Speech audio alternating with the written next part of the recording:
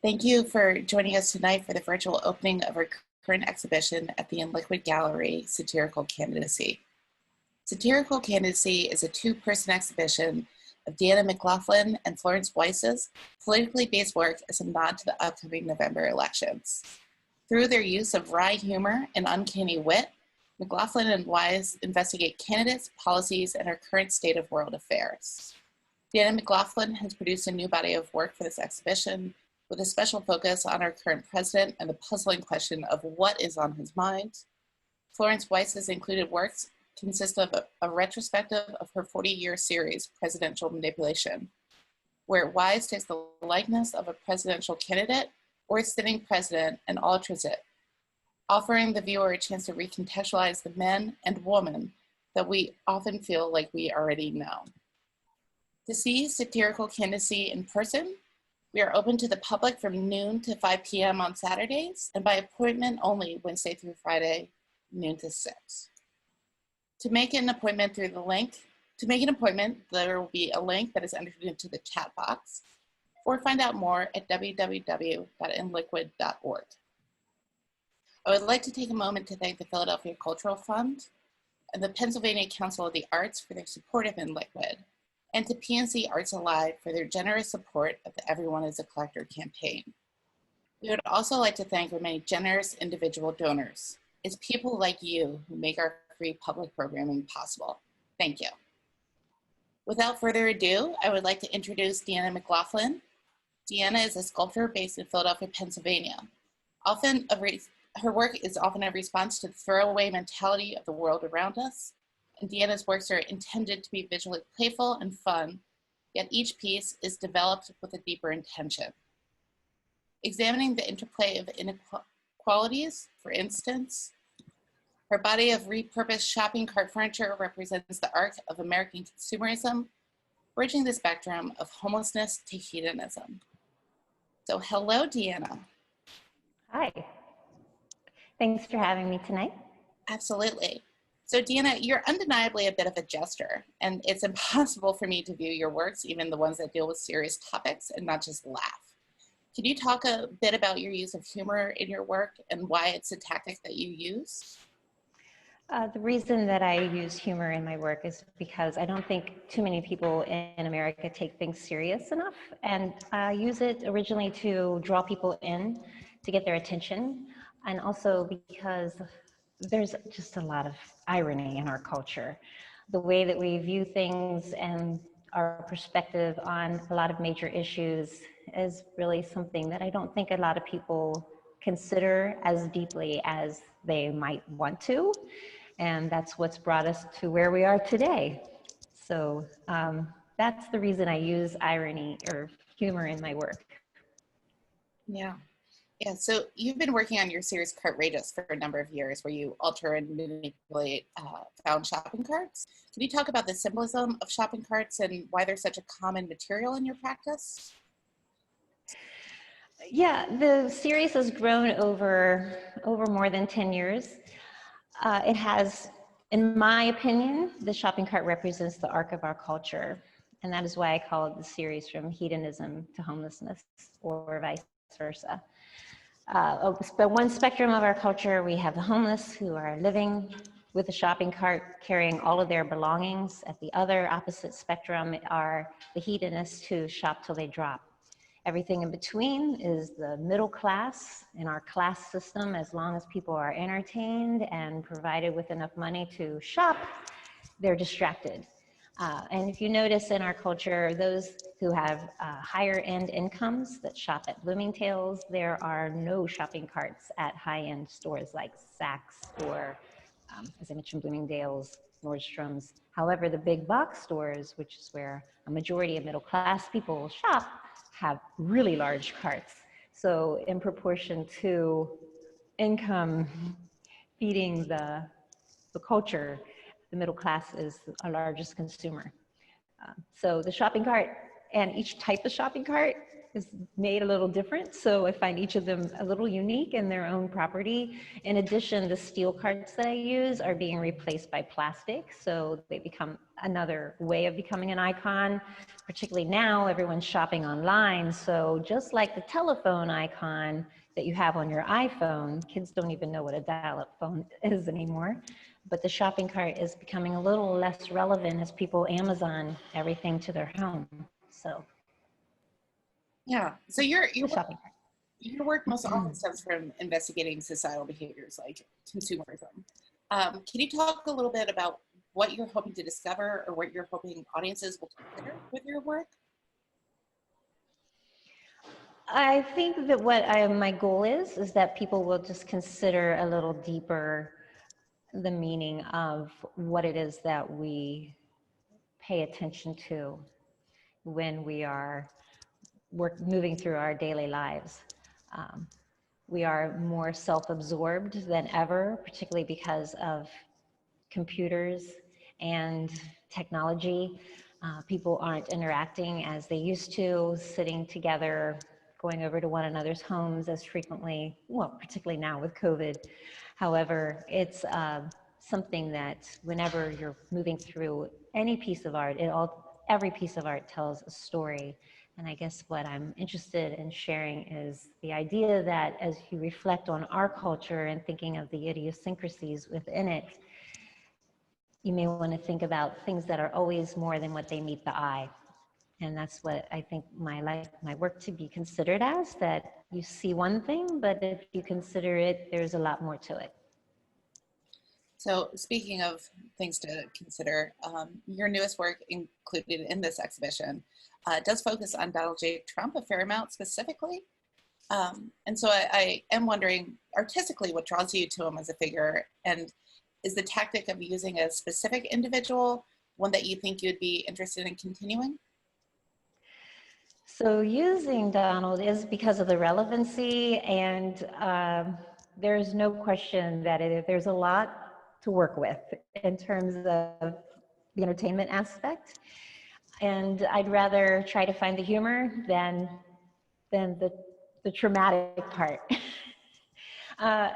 Using him as a subject for a long period of time, absolutely not.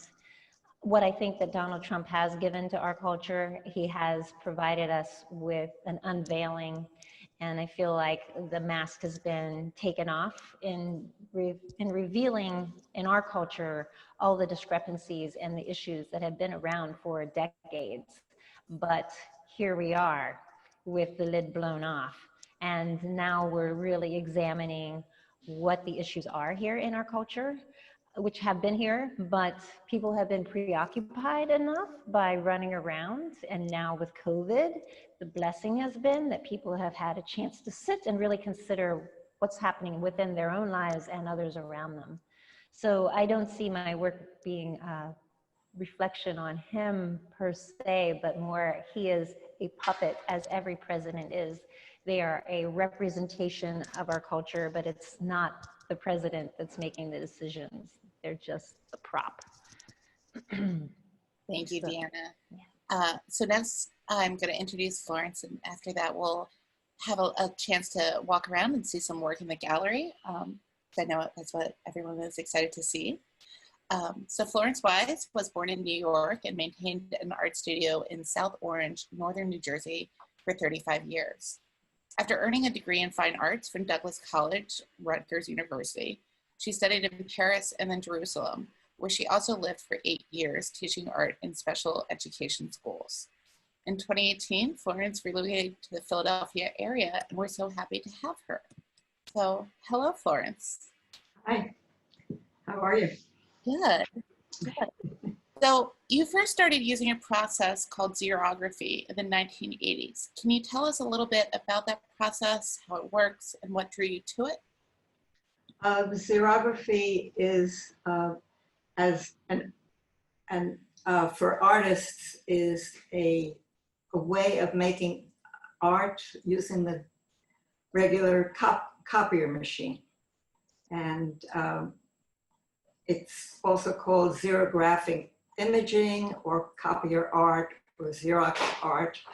And what I thought I had discovered by chance, needing a way to substitute for a photographer who didn't show up for a meeting with me to photograph some images that I wanted to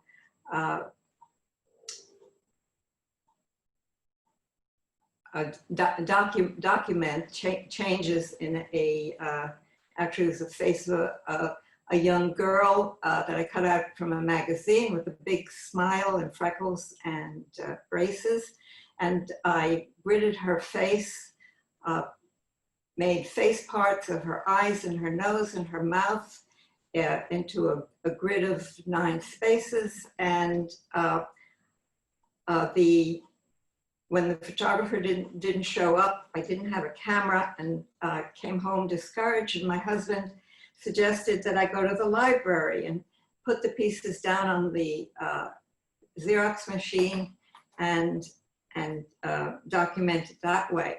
And it came out so nice, and the images were so strong and good contrast and black and white that I made a large collage of that and exhibited it. And somebody came up and said, "Oh, isn't it a shame what society does to poor young girls?"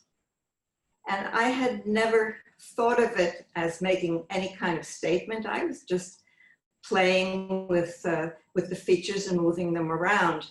And I realized that why don't I choose a recognizable person, grid their face, and make a statement. And Ronald Reagan was the candidate for the presidency in 1980. And so I got a campaign poster and gridded his face and rearranged it. And it was very interesting and the beginning of a whole series that, as you mentioned, I've been doing for 40 years, but it started with just that, discovering xerography, which turned out was actual art form with a whole community of artists using it, which I was not aware of. And so what I discovered was actually a very useful art tool. And I joined the International Society of Copier Artists. There was such a thing, and exhibited with them and made sculptures and books. And that really launched my political art career. So for this political art career, like you said, that you've been working on for 40 years, presidential manipulations, I'm wondering if you have set any constraints up for yourself so that there's a cohesion through that much time, and have those constraints ever changed, and do you ever get bored? No, I never get bored. I have a parallel series of non-political art that's mostly abstract. At the time, it also, I used a grid and composed square by square till I got a composition from abstract elements. I said that my squares were an inch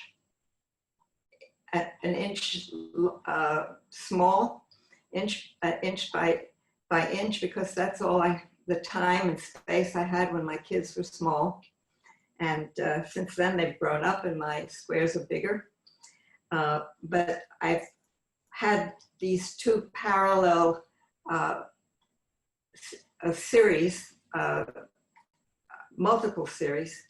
And so if I ever got stuck or bored with one, I could always go to the other. Also, because my policy was to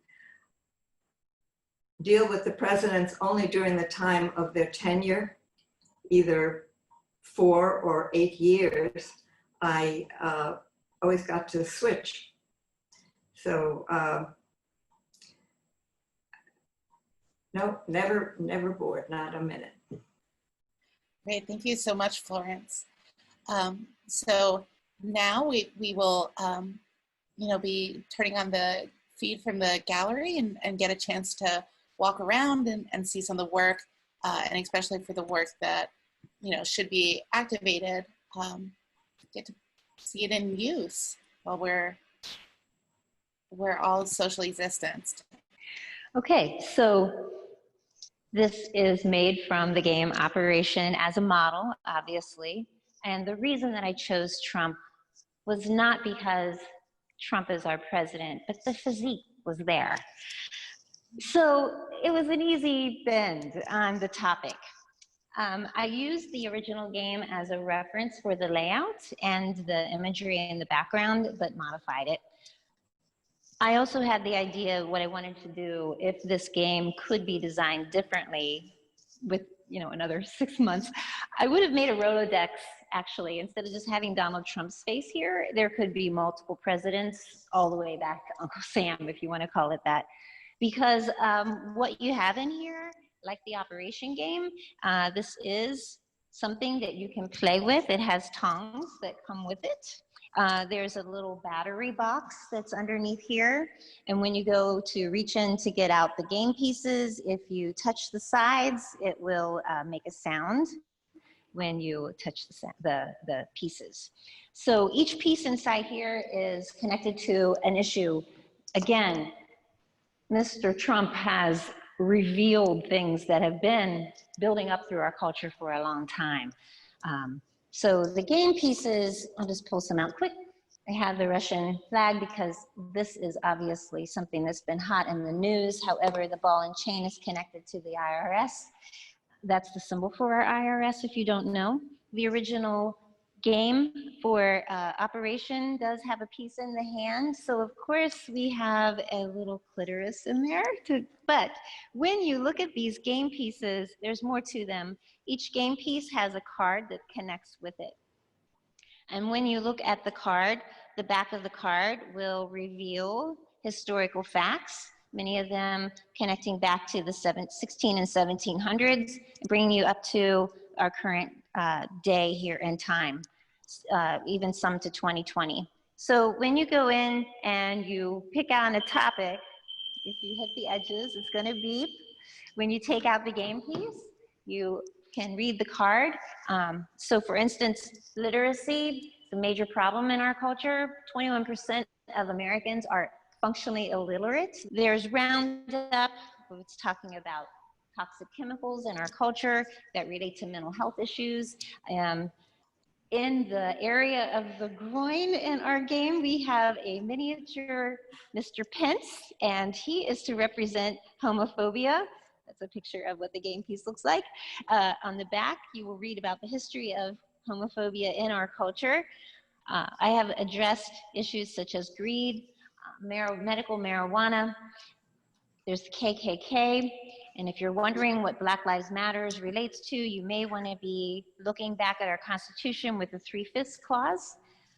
I am only going to touch on these issues, but this one has bars, and one may think that that is also about Black lives. However, it's really related to the Mexicans at the border between Texas and Mexico.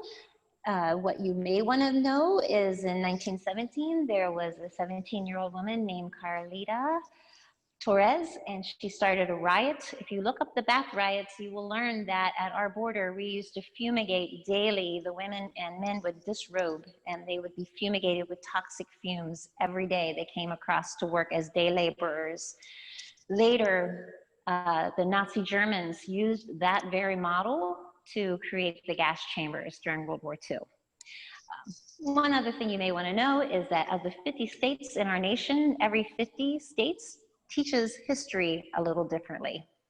So when you are concerned or you find yourself getting angry, you may want to consider how to educate yourself on the issues, and that's what I was wanting to do with this game. It was to make it something where it's entertaining, because Americans love to be entertained, but at the same time, you're actually learning something at the same, in relationship to our own history. Over here, I made a piece by casting both my feet. This is called 6 feet. It is taking on what our current situation is with COVID. I actually made 2 sets. The other set, the pieces can be clumped together if you want to make a super spreader instead of a 6 feet distancing, but these can be laid out to check and make sure you have the proper distance between people. So from there, we're going to look at the shopping carts, which was mentioned earlier. So this is the 10th piece in the series. There's going to be 13 altogether. And this one is called Trumpfloy instead of Trumpfloy. Trumpfloy means to trick the eye. This one is gold because we know he loves gold. But on the other side of the cushions, there's artificial grass because the grass is always greener on the other side, meaning no matter what president we have, there's always critics. So it really, as I mentioned, our president is like a puppet. He's a figurehead, but there's always ridicule of whoever it is. This is a lamp holder that was found on the street on Pine Street. I could not find the lamp it came off of. It fits a champagne bottle, but since our president does not like champagne or to drink or do any drugs, he's holding a can of hairspray for him instead to keep his comb over happy. And this piece, I knew I wanted to make a tete-a-tete.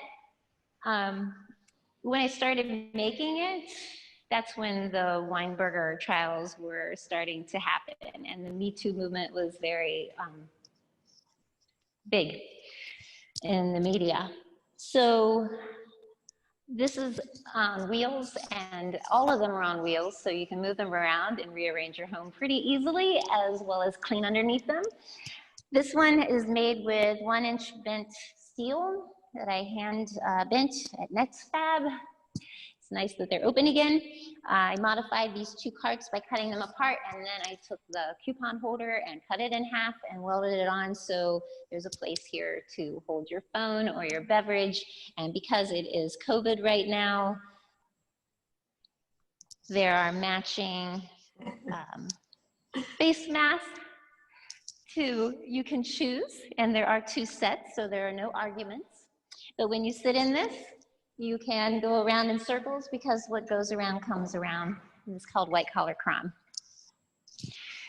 In our nation, more people get put into jail for possession and very small crimes, mostly people of color, but white collar crime, where billions of dollars are taken advantage of, are rarely convicted or given very, very small sentences. So the next piece I made is a nod to all the teachers out there, and I think a beautiful thing about COVID right now is that all the families are home with their cherubs, learning how valuable our teachers are. After spending 21 years in the classroom, I conceived this project before I left because the thing that was a topic that a lot of people have forgotten, because there's been so many other things happening, is that teachers were asked to carry concealed weapons in schools as if they didn't have enough to do. And hopefully some parents will recognize what all is involved with teaching during this period while they are homeschooling. But this is intended to represent what concealed weapons teachers really have in their pocket. And by that, I mean that when teachers are teaching, not only are they teaching their topic, but they're also giving out hope and courage and understanding, and they're there to help heal the little wounds that happen emotionally or physically to every other person's child. And whether they're trying to reach a child through education, these other things are just as important. And these are really the weapons that a teacher holds dearest to themselves. So that's concealed weapons. This one is called Hanging On by a Thread. And this little piece is one of the first pieces I made when COVID hit.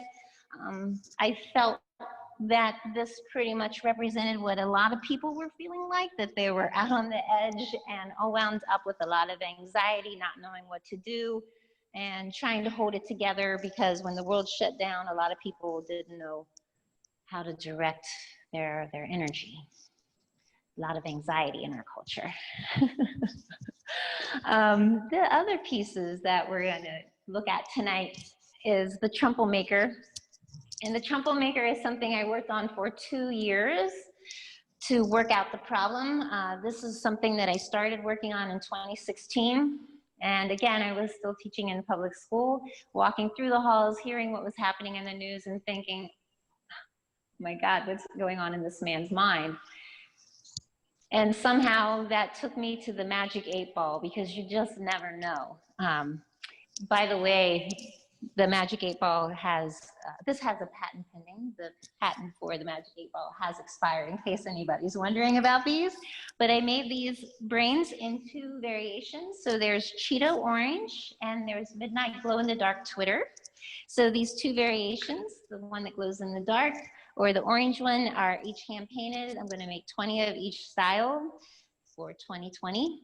On the outside of the brain, there are images representing what's on his mind. So you might see, for instance, on the top is a very large golf course. There is a golf club that goes with it. There are boobies, Russian rubles. This is Trump Tower, Fox News, money, of course. And on the prefrontal cortex, where executive functioning happens, is a Twitter bird. When you turn the brain over, the brain stem just happened to lend itself to a bit of an anatomical part that was not intended. But you'll see in this opening that there's, when you shake up the cube, you will get a Trumple Maker statement, meaning that each time you shake it and look at it, it's going to say something to the effect of, it's going to be great. Mexico will pay for it. Confefe. Nasty woman. There's 20 different statements, so it's a great game to have during the debates or anytime you want to think about what might come out of his mouth the next time. This is your predictor. It is served on a silver platter with a tuft of comb over. And I also made a stand. These could have stands made with them. I just brought one here for a demonstration. The stand is made out of golf clubs and it's mounted on artificial turf for a golf course. Served on a silver tray with the comb over. This is the gold leaf edition. So each one of them is made with a different patina, as I mentioned, and so you can kind of pick which one is of interest to you. There's also a little video, which I think you may have seen. And the reason that I made these is, again, because there's just a lot of absurdity going on and people are distracted by what's coming out of his mouth instead of thinking, again, about all the laws that are being passed and the issues that are larger in our culture. So my hope is that people will be considering what else we need to be thinking about more than the prop of person that's distracting everyone. Because of what's happening is there's been so much division in our culture in the last 4 years. It's really polarized people. And I think overall we are still a community. So that brings us to the last piece, which is interactive as well. This is conceived as something that could be larger scale. It was designed off the 30 human rights, which I do not think a lot of people are even aware of, but this was signed by the United Nations in 1946. And so around the base, you have all the 30 articles of the human rights. America did sign this, and I think we need to be reminded that these articles include how we should be treating each other. Again, I like recycled things. This is made from a donation from an ex-fab worker who gave me a chicken rotisserie to help motorize this. So it makes a lot of sound, and so far we've been playing with it. Sorry, I got knocked out of the holder earlier. So this rotates around with a very loud motor. And engraved on it, it says, more we, less me. And the idea is that we come together as a nation instead of polarizing each other on issues that are not as important as each of us taking care of one another. So that's it. Looking at some of Florence's work in the exhibition, her work is laid out chronologically. And so we'll start with Reagan, the earliest of her works, and work her way around to now with Trump. So these are all done with the grid, and his face parts are rearranged. And I had this got to do this for 8 years. And these long, narrow ones are called Reagan Art Totems. And they're all done on the copier machine. And this is before computers. So I was able to get the mirror image by Xeroxing on an acetate sheet and flipping over the sheet. It was very low tech and a lot of fun to do. There are 4 in this series, and we're showing 2 of them here. This one with the big black frame was the first one I did, and that was from Reagan's campaign poster. And I showed it in a gallery in New York, and somebody came up to me at the opening and said, "How long have you admired Ronald Reagan?" Some people confuse subject with content, and so I allowed the viewer to decide what they were seeing, and I backed away from making verbal political statements for a while. This small one was done with many different kinds of copiers. At the time in the 80s, people didn't have them in their homes. There were no home printers, but I went to libraries and banks and places that had copiers, and each copier got the image in a different way. And the phenomenon of disintegration shows up here, that when you make a copy of a copy of a copy, the image decomposes, but each one in a different way. And I thought that was very interesting graphically, and I made a lot of good use of that. And here, Reagan's face is not distorted, but just arranged with the different textures.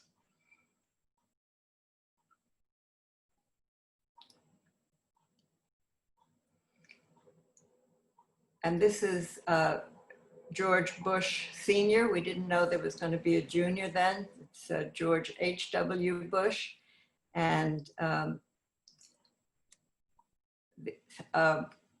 lower one with the dark frame is, I gave him a honeymoon at the beginning of his administration, and didn't rearrange his face, but just used the mirror images and the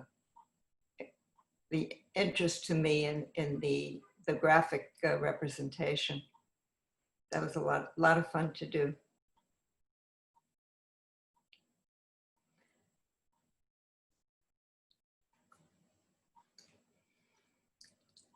This is Clinton art during Bill Clinton's administration, and apparently I wasn't too inspired to mess with Bill Clinton, but I did do the Hillary Clinton piece. It's called Iconoclast, and it was my response to the criticism that she got for everything she did, like trying to reform healthcare and things that she didn't do, like bake cookies.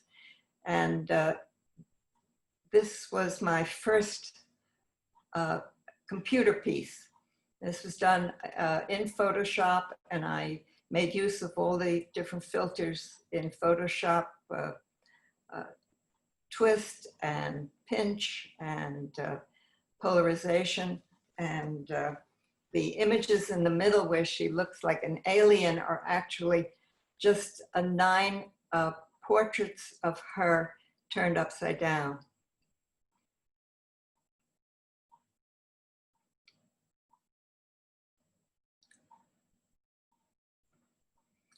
And this is George Bush Jr. And the whole presidential manipulation series from Reagan, who was the 40th president, through Bush, who's the 45th. And I was very inspired by George Bush Jr. Called him W. And this is a totem using his face parts only. And I found it interesting that these commentaries are made only with their own face parts. So it's as if they are responsible for the things that they did and the way we saw them.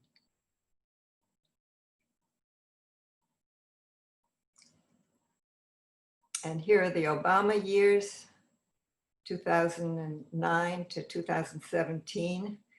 And I felt the way Michelle Obama felt, that I had never been so proud to be an American. And she got a lot of flack for that, but I'm giving a disclaimer that the opinions I'm expressing are my own and do not necessarily represent the opinions of the In Liquid Gallery or the staff.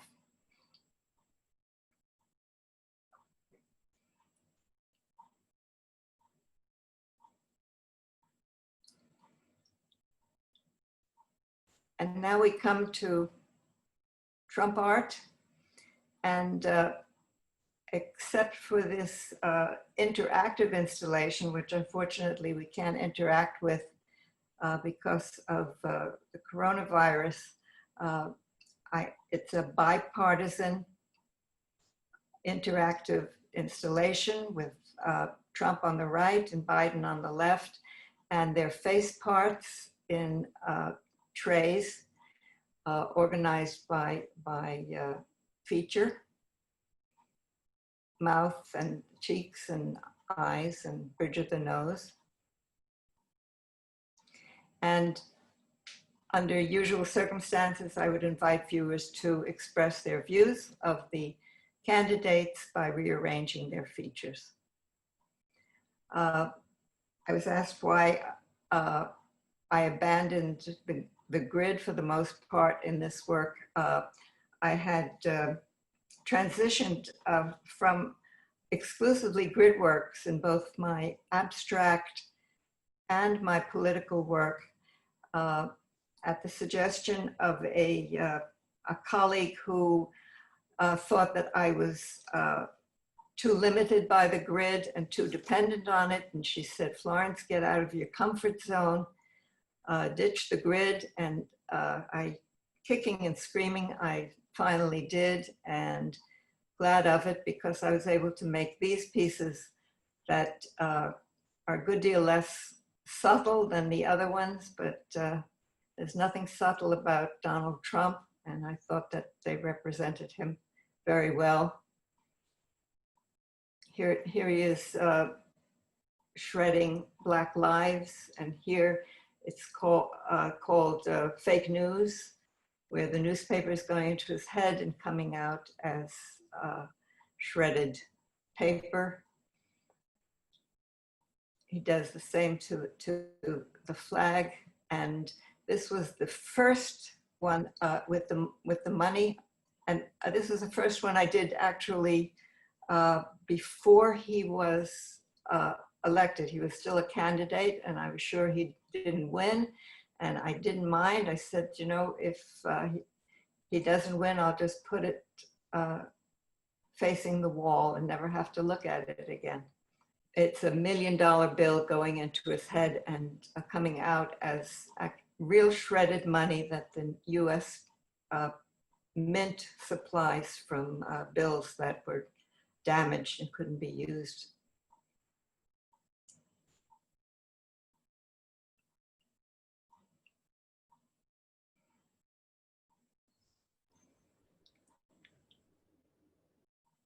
And we have here a after image flag. And if you stare at the white dot and the blue, green, and orange flag, you stare for about 10 seconds. And then move your eyes to the upper, you will see a red, white, and blue flag after image.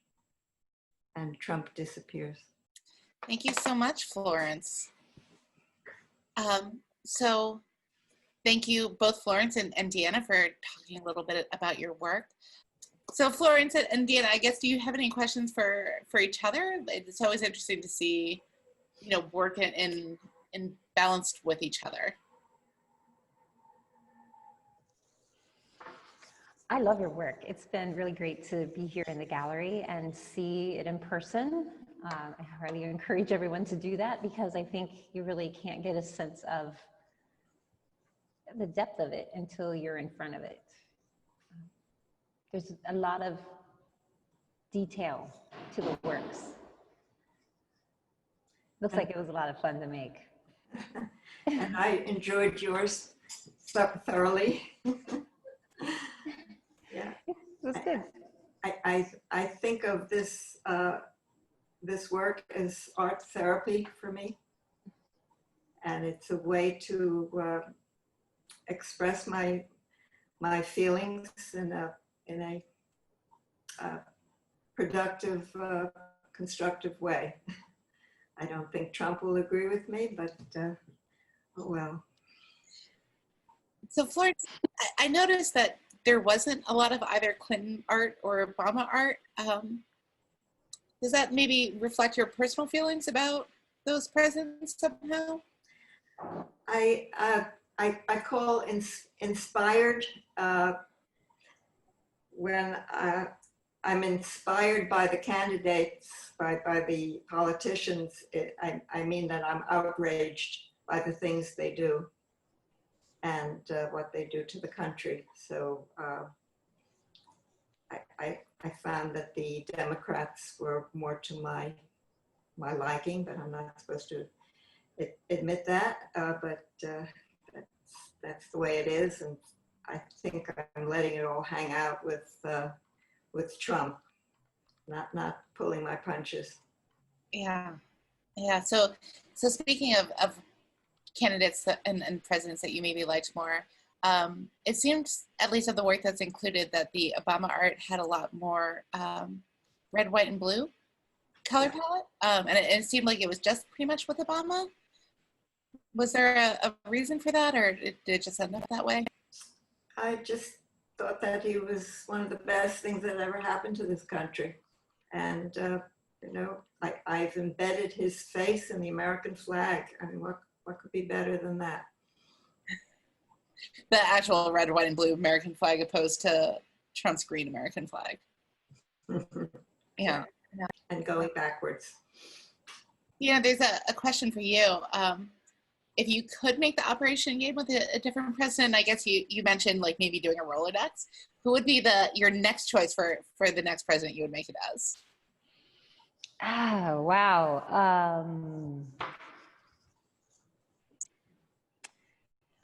I think I would choose someone from the 60s or 70s because that's when a lot of change happened that we're now seeing the impact of. The civil rights movement was happening, but that may have been a distraction because that's when Roundup was introduced, as well as some other public policies that are really impacting everyone's health right now and our social mobility. So Nixon was really the last New Deal president. And once the banks took over the currency, we started having financial crashes, which never happened prior to that. So, you know, those are things that I think are interesting to consider, that we got here, but it didn't take 4 years to get here. It was like 50 years ago when things started going a little off in a different path. So Florence, we have another question for you about, has Chuck Close been an influence of yours? I'm aware of his work and I love it. I wasn't thinking of any other artists when I was doing this. It came out of it, out of the process. So who would you, as a follow-up question, are there any particular artists that you would say are your biggest influences with this body of work? I really, I like a lot of artists and I admire them, but my work kind of comes from itself. Things that I discover by chance and work through. I can't say that I'm inspired by other art. I guess a question for both of you is that you've both kind of finished producing large bodies of work, you know, and what might be next, and are you going to keep working on this, or the same body of work, or try something different, take a break? Why don't we start with you, Florence?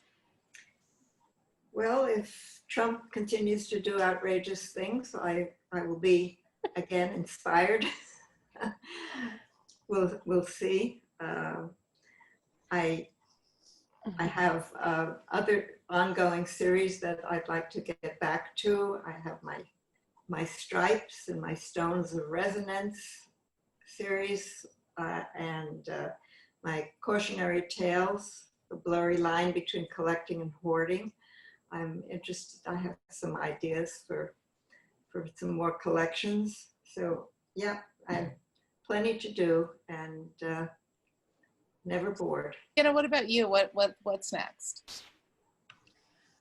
I got so many ideas. I couldn't get them all finished for this show. Definitely, I'm continuing working on my perspective of issues that are rolling around in the public. Just to remind people that the sensationalism of what we see with Trump is really a distraction. We need to pay attention to what Congress is doing. They're the ones that make the laws. So once you put someone into office, we need to remember to monitor what they're doing and see whether or not they're actually doing what they had said they were going to do, for one. But in terms of my artwork, I intend to go back to my first love, which is clay, for a while. And also, I want to make the art history project. I'm going to do more with some more seriously refined paintings. I do things that are not just tongue-in-cheek cartoony, but it's been very fun, and it's a great way to play and enjoy making art without concentrating too much on the details. But now I really plan to dig in and enjoy escaping into some detailed work.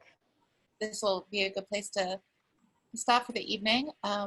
Thank you, the audience, so much for joining us, and thank you, Deanna and Florence, for joining us and sharing your work. Again, we hope that everyone will join us at the In Liquid Gallery. We are open on Saturdays by appointment only, on Saturdays noon to 5, and then appointment only Wednesday through Friday. I will throw that link into the chat group again so everyone has it. And thank you for joining us. And hopefully we'll all get to see each other again in the next month for the next exhibition's opening. And until then, come to the gallery and see the show.